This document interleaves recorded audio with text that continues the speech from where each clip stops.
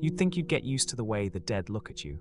I've been doing this job for 11 years, and I still haven't figured out what to do with my face when a patient's eyes go flat and the fight leaves them. There's a moment right after you call it, after you pull off the gloves and mark the time, when the room goes quiet and you're just standing next to a stranger's body, and you have to remind yourself that a minute ago this was a person with a favorite song and a mortgage and someone waiting at home. I always pause for that moment. I know most EMTs don't. You learn to keep moving because the next call is already queued up and there's no mileage in reflection. But I pause. Maybe that's the problem. Maybe I pause just long enough for something to latch on. Arthur Henderson died on a Tuesday in February. His wife found him on the bathroom floor around 2 a.m., called 911 sobbing, and by the time we got there he was already in asystole. The house was a split-level ranch with too many decorative plates on the walls, the kind of place that smelled like lemon polish and old carpet. Mrs. Henderson met us at the door in a pink bathrobe, her face a mask of smeared mascara, and she kept saying, "He was just going to the bathroom, he was just going to the bathroom," as if we could rewind time and make him hold it in. We worked him on the cold tile floor, CPR, epi, 2 rounds of defibrillation that didn't so much as twitch the line on the monitor. I cracked his 5th rib on the 3rd compression cycle. You hear it go, a damp little pop that travels up your palms and you're trained not to stop, because a broken rib means you're pushing hard enough. The sound was loud in the small bathroom, louder than his wife's crying from the hallway. By the time we called it, his chest had a concave give to it, and the monitor was singing that single unwavering tone. I clicked it off, filled out the paperwork on the kitchen table, while Mrs. Henderson sat motionless on the floral couch, and went home. That night I woke up to the sound of ribs breaking. Pop, pop, pop, not loud, muffled like it was happening inside a pillow. I sat up in the dark, and Arthur Henderson was standing at the foot of my bed in his duck-pattern pajama bottoms, the ones I'd cut off him with my trauma shears. The incision was still there, a dark slit through the fabric and the skin beneath, revealing a glimpse of the waxy chest I'd compressed for 23 minutes. He stared at me with the same half-open, nowhere gaze he'd fixed on the ambulance ceiling, and from somewhere deep inside his chest came the flatline tone, not the harsh wail of the monitor speaker, but a low, sustained note, almost musical, like a cello bow drawn across the lowest string. Underneath it, at irregular intervals, that soft, wet pop of a rib giving way. He didn't blink. He just stood there, broadcasting his own death on a loop, until I squeezed my eyes shut and counted to 60. When I opened them again, the room was empty, but the air still smelled faintly of sweat and the antiseptic gel from the defibrillator pads, and my own heartbeat was hammering so hard I could feel it in my teeth. I told myself it was a nightmare. I'd been doing this job long enough to know that some calls stick to you, that your subconscious chews on them and spits out gruesome little dioramas while you sleep. I'd had stress dreams before. The drowning kid from 2014 still visited me once a year, but I'd never had one that left a dent in the carpet where a dead man's bare feet had been standing. I pressed my hand into the fibers. They were cool but clearly compressed, 4 small impressions and a larger one for the heel. I vacuumed the spot at 3:15 a.m. and didn't sleep again that night. The next morning I ran 3 calls. A seizure, a hypoglycemic episode, a nursing home transfer, routine stuff. I kept glancing over my shoulder, expecting to see a figure in duck print pajamas standing in the corner of the rig, but the day passed without incident. I started to believe I'd imagined it. Grief does strange things to the brain, and we'd lost Arthur. Maybe I was just processing. Maybe it was the cumulative weight of 11 years of lost patience finally bubbling up. I'd heard stories about older EMTs who hit a wall, sudden breakdowns, panic attacks, walking off the job mid-shift. I told myself I wasn't one of them. I was fine. The dent in the carpet was probably old furniture. Then Cody Meeks drowned. Cody was 8 years old. He slipped off the end of a dock at Pinecrest Lake on the last warm Saturday of September. A family barbecue, older kids horsing around, and nobody noticed the small splash until his cousin asked where he'd gone. He got tangled in the submerged rope ladder, the one the park district had installed for swimmers to climb back onto the dock, and couldn't kick free. By the time the fire department's dive team pulled him out, he'd been underwater for 22 minutes. I was part of the shore crew, waiting with the backboard, watching the divers surface with a limp shape cradled between them. When they laid him on the sand, his lips were the color of a bruise and water streamed from his nose and mouth in thin, rhythmic pulses. His Spider-Man t-shirt was a darker shade of blue where it was wet, and there was a piece of lake weed caught in his hair, a slimy green ribbon tangled in the brown strands. I did chest compressions for 31 minutes. All the way to the hospital, past the point where the ER doctor put a hand on my shoulder and told me to stop. Every time I pushed down on his sternum, a gurgle rose from his throat, a wet clicking noise as like water and air and stomach contents fought for space in his airway. It sounded like a drain with a partial clog. Sometimes a thin stream of water would arc from his mouth and land on my sleeve, cold and murky, and I'd keep going because stopping meant admitting he was gone, and he was 8 years old, and his mother was in the waiting room making sounds that I could hear through 2 sets of doors.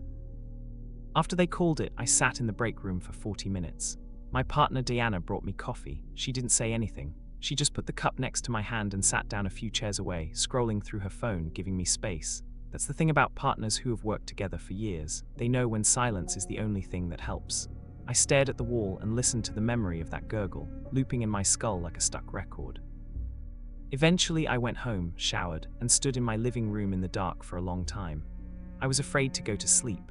Not because I thought I'd have nightmares, I was sure I would, but because I was afraid I'd wake up to something worse. I saw him 2 days later in the cereal aisle of the grocery store. I was reaching for a box of Cheerios when I noticed a puddle spreading on the linoleum at the end of the row. It was dark, faintly murky, with bits of what looked like wet pine needle floating in it. The puddle widened, and then I heard the dripping, a steady, patient tap-tap-tap, and looked up to see Cody standing by the granola bars. His Spider-Man t-shirt was plastered to his narrow chest, his hair a dark slick across his forehead. Water ran from the cuffs of his shorts and pooled around his bare feet, and every few seconds his throat bobbed with that choked gurgle, a sound that was now as familiar to me as my own breathing. He stared at the boxes on the shelf without seeing them, expression blank, and I realized he was waiting for me to look at him. When our eyes met, the dripping intensified, the water spreading faster, and the gurgle in his throat sharpened into something almost like a question. I left my cart in the aisle and walked out. In the reflection of the automatic door, I saw him follow me as far as the storefront before the light caught him wrong and he vanished. The puddle lingered for another 3 hours.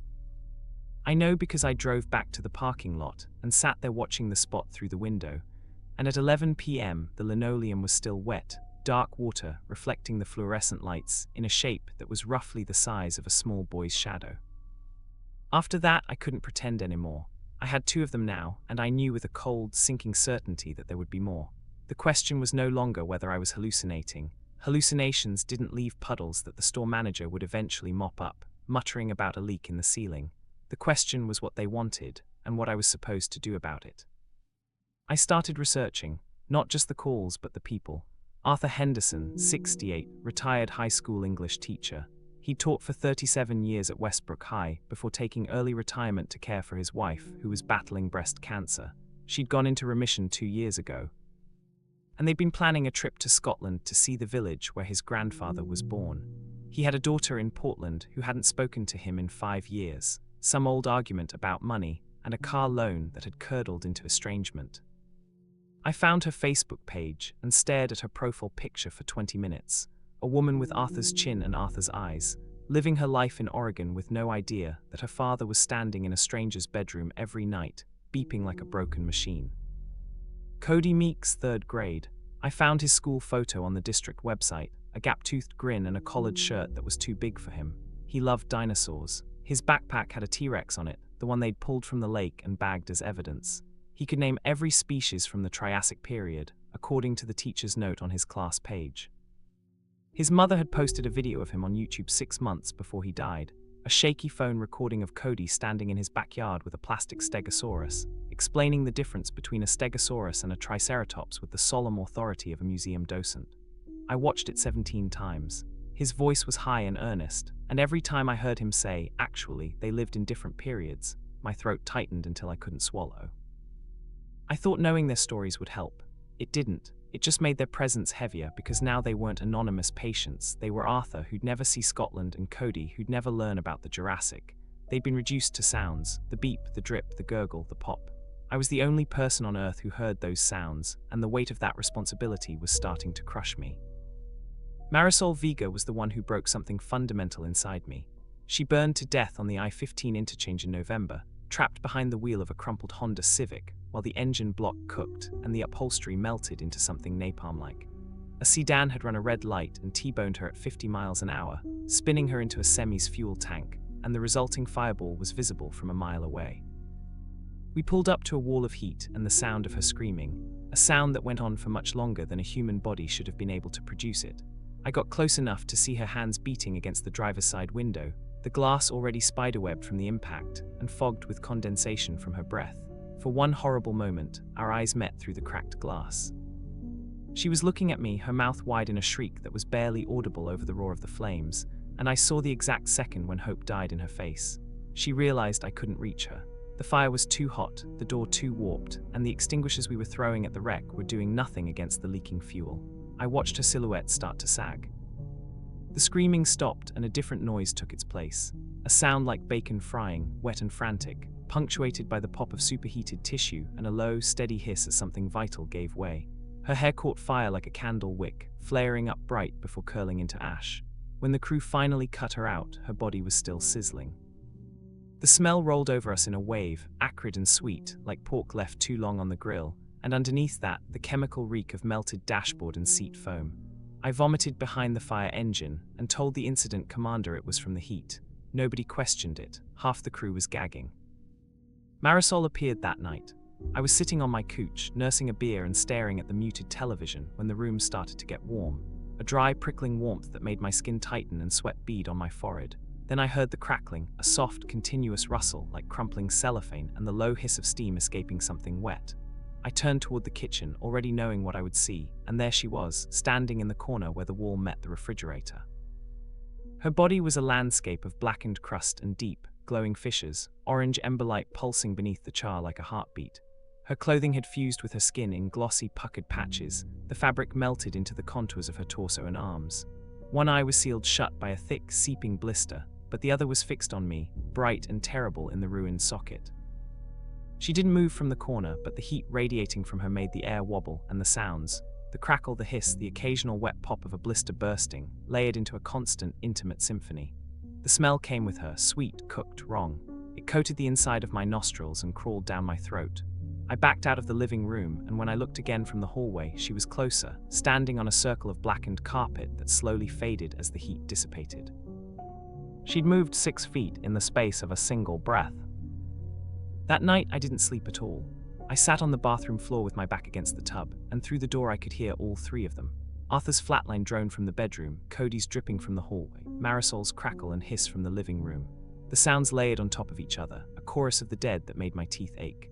I pressed my palms against my ears, but the sounds were inside my head, bypassing my eardrums entirely, vibrating in my skull like a tuning fork. I stayed in the bathroom until dawn, and when I finally opened the door, they were all waiting for me, and I understood that they would always be waiting. The 4th was Jerome Vickers, a 45-year-old construction worker who'd taken a fall from scaffolding at a job site downtown. He'd landed on a piece of rebar that had been left uncapped, a safety violation that the site foreman would later be sued over. The rebar punched through his chest just below the left clavicle and out his back, missing his heart by what the trauma surgeon later told me was less than an inch, but severing enough vasculature that he bled out while we were trying to stabilize him for transport. I held pressure on the wound for 20 minutes, my gloves slick and red, watching his face go slack and his lips move soundlessly. The sound that defined him, the sound I knew would join the chorus, was the wet, sucking rasp of air moving through a chest wound, a horrible rhythmic slurp that I'd heard 100 times on trauma calls but never as the sole voice of a dead man. It was a noise that seemed to come from somewhere deeper than his lungs, a bubbling, sucking, desperate sound, like a straw pulling at the dregs of a milkshake, over and over, until the flow of blood became too thin and the rhythm faltered. He died with his eyes open, staring at the ceiling of the ambulance, and I closed them with my thumb because it seemed like the right thing to do. He appeared in my garage 3 days later, standing by my car with the rebar still protruding from his chest, a length of rusted steel the width of my thumb emerging from the blood-stained hole in his work shirt. The sucking chest wound noise echoed off the concrete walls, wetter and louder than I remembered, and he stared at me with an expression I couldn't read. I backed out of the garage and didn't park my car inside for a week. When I finally went back in, he was still there, standing in the corner where the lawnmower used to be, and I realized he'd joined the rotation. My partner Diana started noticing something was wrong. I was losing weight, sleeping maybe 2 hours a night, flinching at shadows. During calls, I'd stare at empty corners for too long, and my response times were slipping. One afternoon, after routine transport that I'd nearly botched by grabbing the wrong drug box, she cornered me in the station kitchen. "Talk to me," she said, folding her arms. And don't tell me you're fine, because you look like a dog that's been kicked one time too many. I wanted to tell her. I wanted to describe the 4 dead people who followed me everywhere, the sounds that never stopped, the way I hadn't had a full night's sleep in weeks. But the words wouldn't form. Instead, I said, just tired, been picking up extra shifts. She didn't believe me. I could see it in her face. But she let it go because that's what we do in this job. We let things go until they reach critical mass and then we deal with the wreckage. She squeezed my shoulder and said, take a mental health day. Call the EAP, whatever you need. I nodded and promised I would. I didn't. I couldn't imagine explaining to a therapist that my apartment was haunted by the people I'd failed to save. That the sweet savory smell of cooked human flesh was now a permanent part of my olfactory landscape. Instead, I learned their sounds the way you'd learn the voices of roommates you never wanted. Arthur's flatline tone was a constant, low drone that I'd hear through the walls when I was trying to sleep, punctuated by that muffled crack of cartilage and bone. Sometimes, in the quiet hours before dawn, I'd hear his rattling exhale, the death rattle I'd heard when I finally stopped compressions, a long, shuddery release of air that seemed to come from everywhere at once. Cody's dripping was erratic, speeding up when he was close, slowing to a near silence when he stood still, his gurgle a wet counterpoint that made my own throat ache in sympathy. I'd find small puddles on the floor that evaporated the moment I touched them, leaving behind only the faint scent of lake water and rotting vegetation. Marisol's fire was the most intrusive, the crackle and hiss that never quite faded, the way the temperature in any room she occupied jumped by 10 degrees, the smell that clung to my clothes and my hair even after she retreated. I started showering 3 times a day to wash the scent of cooked flesh off my skin. It never worked. It was in my sinuses, a permanent baseline note that flavored every meal and every breath. Jerome's chest wound rasp was the newest addition, and I found it almost impossible to sleep through. That wet, sucking rhythm had a way of cutting through all the other sounds, insistent and nauseating. They followed me everywhere. I'd see Arthur in the reflection of the microwave door, standing behind me with that flatline tone leaking from his chest. Cody left wet footprints on the floor of the ambulance, little puddles that evaporated the moment Diana looked at them. Marisol waited in the parking lot of the station, a dark figure wreathed in heat shimmer, the popping of her skin audible from 50 yards away. I'd be filling out a report and look up to find all 4 of them arranged around the room like a jury. Arthur by the filing cabinet, Cody dripping onto the linoleum, Marisol crackling in the corner, Jerome standing by the door with the rebar in his chest, his wounds sucking and bubbling like some obscene bellows, the sounds layered into a wall of noise that made it hard to concentrate on anything else. I tried talking to them. I'd sit in my dark living room with Arthur by the window, Cody on the stairs, Marisol heating the air from the kitchen, Jerome rasping from the garage, and I'd say, "What do you want? Tell me what you want and I'll do it." Arthur would let out a long, rattling exhale. Cody's gurgle would quicken. Marisol's embers would flare brighter, and a fresh pop would sound from somewhere inside her chest. Jerome's wound would suck harder, a desperate gulping noise. No words. Just the music of their dying, playing on repeat, but I started to notice patterns. When I said Arthur's name, his flatline tone would waver for a moment, almost like a catch in a voice. When I mentioned Pinecrest Lake, Cody's dripping would slow and his head would tilt slightly, as if he were listening. They were aware of me, they were reacting, they just couldn't or wouldn't speak. I drove past Marisol Vega's parents' house one night. I'd found the address in her obituary, which I'd printed out and folded into my wallet, next to Arthur's funeral notice and Cody's memorial program. The house was a modest bungalow with a tricycle in the front yard and a porch light that flickered with moths. Marisol's daughter, Elena, lived there now, a 5-year-old who'd been at a sleepover when her mother burned to death.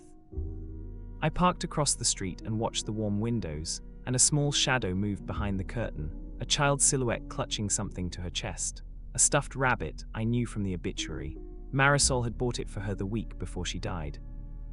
And then Marisol was standing on the sidewalk beside my car, her charred form shimmering with heat, her one good eye fixed on the same window. She didn't turn to look at me. She just stood there, crackling softly, watching her daughter's shadow move behind the curtains. I got out of the car, not sure what I was doing, and stood beside her. The heat from her body was intense but bearable. For a long moment, we stood together on the dark street, a failed EMT and a dead mother, watching a little girl who would never see her mother again. Then the porch light went out and Marisol turned her blistered face toward me. The crackling sound intensified, and I saw something in her ruined features that I hadn't seen before. Not accusation, not anger, but a deep, aching sadness. She was mourning. All of them were mourning, and I was the only one who could see it. After that night, I started to understand that whatever tether bound them to me, it wasn't about vengeance. It was about unfinished business, and I was the closest thing to a witness they had left. They died while I was trying to save them, and in that moment of failure, something had imprinted. I'd paused for them, I'd remembered, and now they couldn't let go because I hadn't let go. The fifth joined a month after Jerome. Her name was Delia Okonkwo, and she wasn't a patient. She was the sister of someone I'd gone to for help. I'd heard rumors about a paramedic named Ruth Okonkwo who'd worked the busiest station in the city for 30 years before retiring abruptly after a pediatric call that she never talked about. The rumors said she'd changed after that call, stopped talking to colleagues, stopped leaving her house, spent her days sitting on her porch staring at nothing. Some of the older medics said she'd seen things. They didn't specify what, and they didn't have to. I recognized the shape of the story. It was the same shape as mine. I tracked her down on a grey November afternoon. Her house was a small bungalow in a neighborhood of small bungalows, distinguished only by the heavy curtains drawn across every window and the faint, almost subliminal sound that seemed to emanate from the walls. It was a hum, a vibration, like a house full of refrigerators, but as I stood on the porch waiting for her to answer the door, I realized it wasn't a hum. It was a chord, a complex, layered chord made up of dozens of individual sounds, all slightly different, all barely audible. Ruth opened the door a crack. She was a tall woman in her 60s, with close-cropped grey hair and eyes that had the same hollow look as mine. She studied me for a long moment, her gaze flicking to the empty space over my shoulder, and I knew she could see them. I knew she could hear them. "How many?" she asked. "5, I said. "Arthur, Cody, Marisol, Jerome, and you're the one who paused for them," she finished. She opened the door wide. "Come in, they never follow past the threshold." She said it without looking at them, the way you'd mention a draft that always comes under the door. Her living room was dim and cluttered with books and potted plants that had seen better days. On the mantel, in mismatched frames, were photographs of at least 24 people. Men, women, children. She'd written names on the glass in gold marker: Morris, who drowned; Yuki, who burned; Paul, whose heart stopped; Tiny, who choked. The names went on, and as I scanned the faces, I realized I could hear faint, thread-like sounds emanating from each photograph. A distant gurgle. A whisper of crackling, a low, mournful beep. "I know every one of their sounds," Ruth said, sitting down heavily in an armchair. 41 years on the job, hundreds of patients, some you save, some you don't, but the ones you pause for, the ones where you stop and feel it, really feel it, they stay. She gestured at the photographs. They don't leave, they're not punishing you, they're not even following you, not in the way you think. You're following them, you never let them go, so they can't let you go. It's not a curse, it's a mirror. She told me there was no way to silence them. No ritual, no exorcism, no atonement that would wipe the slate clean. You can learn to live with the noise, she said, or you can let it drive you out. Those are the only 2 doors. She touched one of the photographs, a young boy with a gap-toothed smile, and I heard very faintly the sound of water dripping in the next room. "That's my nephew," she said quietly. "Delia's son. She's the one standing behind you right now." I turned. There was another figure in the room, a woman I hadn't noticed before, standing near the front door. She was transparent, almost imperceptible, a shimmer of heat and motion. Her head was tilted at an unnatural angle and her mouth hung slack. But the sound that came from her was different from the others. It wasn't constant. There would be a long, tense silence, 10 seconds, 20, and then a single, dry, desperate gasp. A sharp intake of air that seemed to belong to a body that had forgotten how to breathe and remembered only at the last possible instant. Then silence again, long enough to make you wonder if the sound had stopped for good. Then another gasp, quieter this time, almost gentle, as if she were practicing a rhythm she hadn't quite mastered. She seemed less insistent than the others, less tethered. Her eyes, when they found me, held something like patience. "My sister," Ruth said, her voice steady but soft. She was a paramedic too. We worked together for 20 years. A roof collapsed on a call. She was inside pulling out a patient. Traumatic brain injury. I was with her at the end. Those gasps, they're just a reflex. The brainstem firing off, nothing more. I knew that. But I also knew she'd been with me long enough to learn a little piece. She looked at the shimmering figure by the door, and her expression was complicated. Grief and gratitude folded together. She's not as loud as the others. She's not as desperate. I think that's the closest thing to rest either of us is going to get. I sat down across from her, the weight of everything pressing down on my chest. "Does it ever stop?" I asked. "Does it ever get easier?" Ruth opened her eyes. They were wet, but she wasn't crying. "No," she said. "It doesn't stop and it doesn't get easier, but you get bigger. You learn to carry them without breaking. And you learn that the sound isn't just their death, it's their memory. It's the last thing they had, and you're the one who heard it. You're the one who can still hear it. That's not a curse, it's a responsibility." I stayed at Ruth's house for 2 hours. We didn't talk much after that, but we didn't need to. I sat in her dim living room, surrounded by photographs and the whispers of the dead, and for the first time in months I felt something other than fear. I felt understood.